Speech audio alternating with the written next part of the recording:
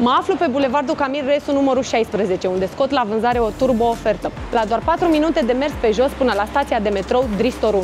Apartamentul se află în acest bloc, construit în 1978 și recent reabilitat, la etajul 7 din 10. Apartamentul are 3 camere și este decomandat, cu o suprafață totală de 72 de metri pătrați și o suprafață utilă de 64 de metri pătrați. Diferența o fac cele două balcoane. Apartamentul are dublă vedere, pe nord și pe sud. Mă aflu pe holul care face legătura cu toate camerele. Pe partea stângă se află bucătăria, care dispune de o debara, ce poate fi spartă și mărit spațiul. În continuare, tot pe partea stângă se află primul dormitor cu vedere pe spate.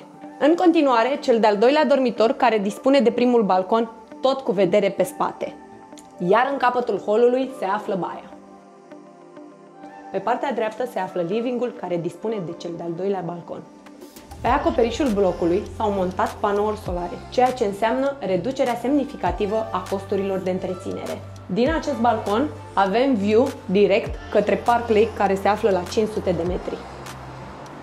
După cum ai văzut, apartamentul necesită renovare totală, însă te ajută prețul, pentru că această turbo-ofertă este doar 127.000 de euro. Sunt Drăghiș Georgiana, reprezentant Turbo Seller, iar aceasta este o turbo-ofertă. Pune mâna pe telefon și sună-mă acum!